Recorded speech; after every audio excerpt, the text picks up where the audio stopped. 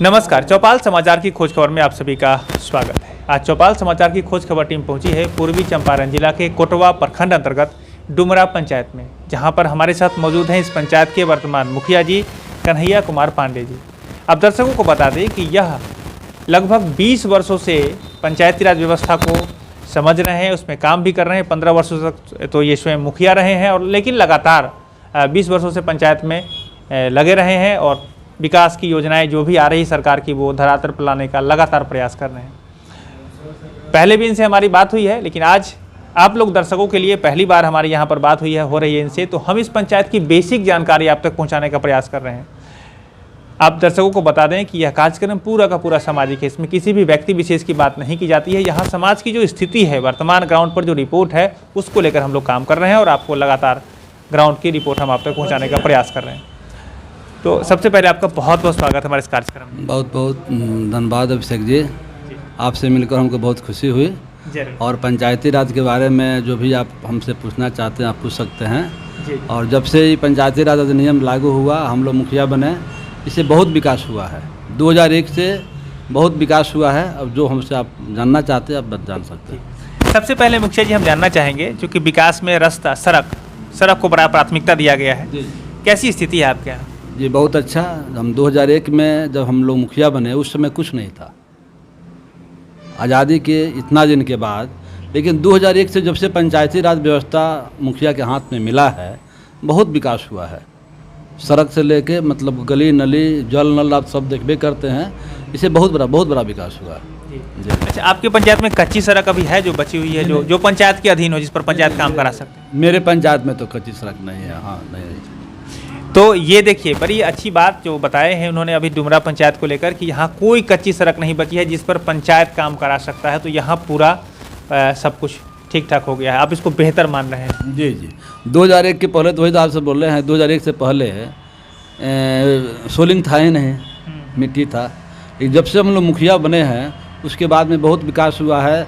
Soling हुआ, soling के बाद में पीसीसी हुआ, पूरा पक्कीकरण हो गया अभी हमारे पंचायत। एक बात और जानना चाहेंगे मुखिया जी कि आपके यहाँ लोग जो आवास है, तो अभी भी झुग्गी झोपड़ी है कि वो भी आपका पक्का बन गया है, जो कि सरकारी योजनाएं ला रही है जो विकास के लिए? इसको जो भी इंदिरा आवास जो हम लोग देते हैं, मतलब जो मिलता है, हाँ जी, प्रधानमंत्री आवास योजना जो भी मिलता है, इसके पहले भी इंदिरा आवास हम लोग दिए हैं, उसका नाम इंदिरा आवास था। अभी प्रधानमंत्री आवास योजना उसका नामकरण हुआ है।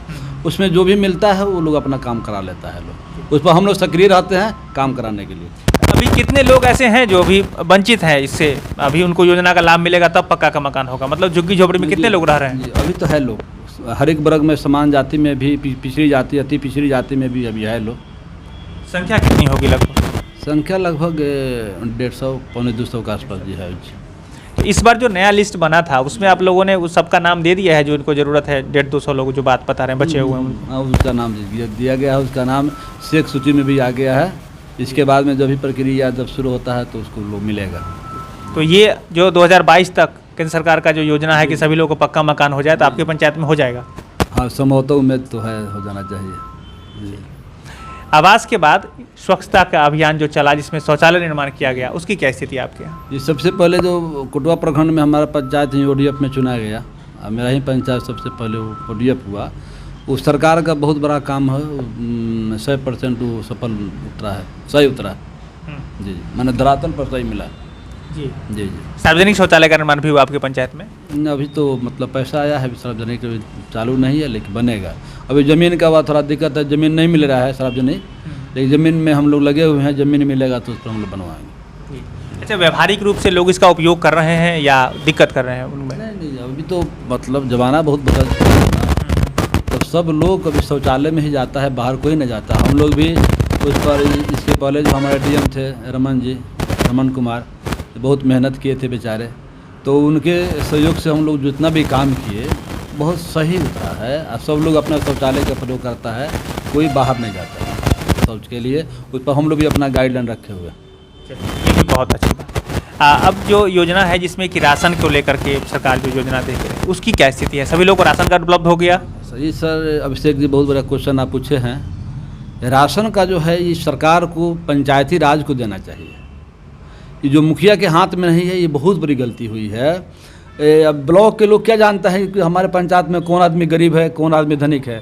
तो राशन कार्ड में गरीब आदमी जो छट गया है, जिसके पास ज़मीन नहीं है, और जो ज़मीन वाले लोग हैं उनका नाम चढ़ गया है। वो जो पंचायत से जो कार्ड दिया गया है, मुखिया के हाथ से जो छूट गया है, इसमें सही आकलन नहीं हो रहा है।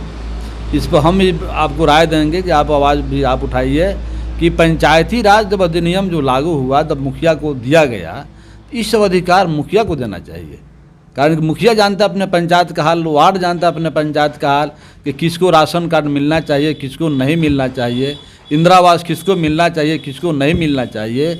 अभी जैसे अभी आपको शेख सूची में है, शेख सूची में है जो 2 ताला 3 ताला को शेख सूची में नाम आ गया है, जो गरीब तबका के लोग हैं, जो अनुसूचित जाति के लोग हैं, जो पिछड़ी जाति के लोग हैं, जो समान जाति में भी बहुत गरीब लोग हैं जिसका नाम शेख सूची में नहीं है।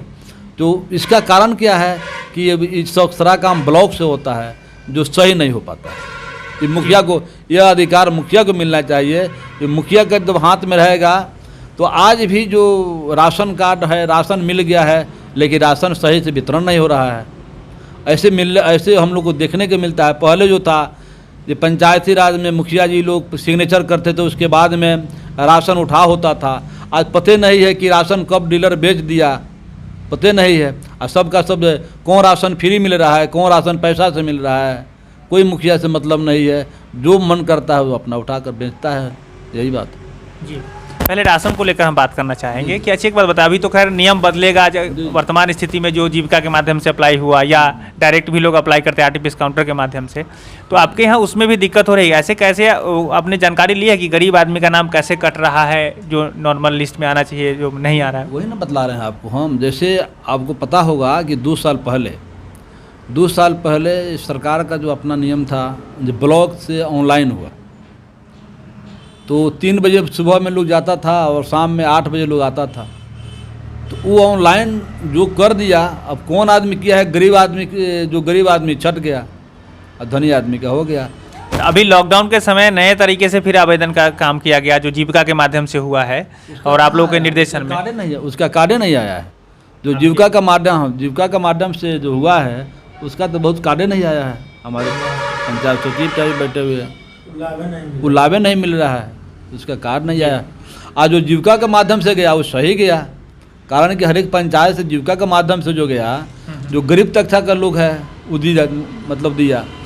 आज जिस समय जब ब्लॉक में जो कार्ड बनता था उस समय हमको लगता है कि 1000 रुपया पर कार्ड पर लोग को मिला है। जो हाँ, जो मैं आवेदन करने में खर्चा आता था, 1000 खर्चा आता, लगभग 1000 लोगों को खर्चा आता था गरीब आदमी को। चलिए, तो ये एक समस्या नज़र आ रही है यहाँ पर जो कि राशन कार्ड को लेकर है, इसको देखने की ज़रूरत है। देखिए, मैं चूँकि सामाजिक पहले बताया था तो यहाँ समाज की स्थिति में आकलन करके अपने दर्शकों को बता रहा हूँ, और हमारे दर्शकों में अधिकारी पदाधिकारी जनप्रतिनिधि हैं, तो मैं सक्षम अधिकारी पदाधिकारी से भी आग्रह करूँगा कि आप इस पंचायत की स्थिति जो डुमरा पंचायत है आपके कोटवा प्रखंड में, इसको देखें और जो विधि सम्मत कार्रवाई है उसको करें। हम केवल देखिए अभिषेक जी, हम अपने डुमरा पंचायत पर नहीं बोले हैं। हम लोग 2001 से मुखिया हैं।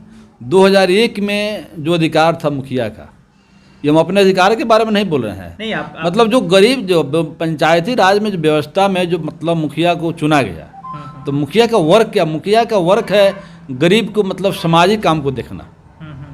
कौन गरीब है, कौन धनिक है, कौन लाभ किसको दिया जाए, इसको देखना।